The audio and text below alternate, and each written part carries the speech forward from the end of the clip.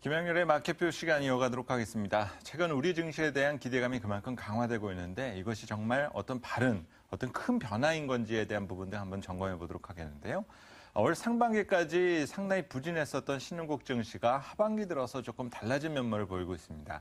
이 같은 변화가 어떤 새로운 투자처에 대한 무게중심의 이동인지를 한번 점검해 볼 필요가 있겠는데요.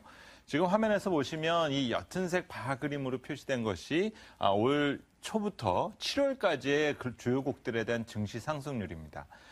일본 같은 경우는 7월까지 한때 50%나 올랐었고 1월부터 7월 사이에는 30%가 넘는 지수 상승률을 보여왔었고요. 그 다음 순위로는 미국이라든지 영국, 프랑스 등과 같은 선진국들이 대부분 상위의 랭크가 되었었습니다. 오히려 브릭스 국가를 포함한 한국과 같은 경우는 7월까지는 연초 대비 계속 마이너스 수준에 머물렀었던 상황인데요.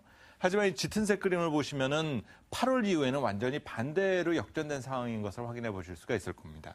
브라질, 러시아, 중국, 그리고 한국 등과 같은 신흥국가들에 대한 상승률이 선진국보다 크게 압도하고 있다는 점을 확인해 볼 수가 있는데요. 여기서 우리가 주목할 수 있는 것은 최근에 이런 변화가 어떤 투자처에 대한 무게중심이 현재 바뀌고 있다는 측면보다 중장기적으로는 선진국이 여전히 좋지만 어느 정도 키 맞추기 과정, 수익률에 대한 평준화 과정에서 신흥국들에 대한 랠리가 나타난다고 볼 수가 있습니다. 이 같은 변화에서 어떤 단초가 되었었던 것이 환율의 변화인데요. 최근에 달러와의 약세가 조금 심상치 않다는 점 등이 이를 뒷받침하고 있다고 볼 수가 있습니다. 최근에 달러 인덱스가 지속적으로 하강 곡선을 보이고 있고 현재 인덱스 기준으로 80일 정도 수준에 머물러 있는 상태인데요.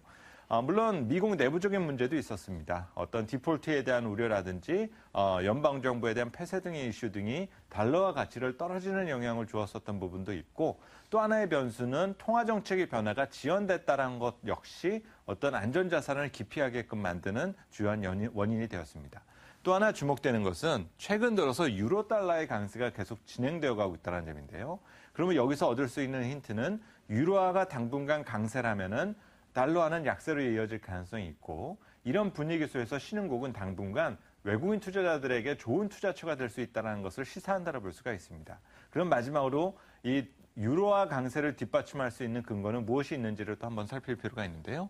지금 차트가 조금 복잡하게 느끼시겠지만 쉽게 말씀을 드리면 유럽 주요국들, 특히 재정이 불량했던 나라들의 경상적자 비율을 현재 그림으로 보여드리고 있습니다. 조금 화면은 복잡하지만은 전반적으로 우상향, 다시 말해서 경상적자 비율이 전체 GDP 대비 많이 줄어들고 있다는 점을 주목할 수가 있는데요.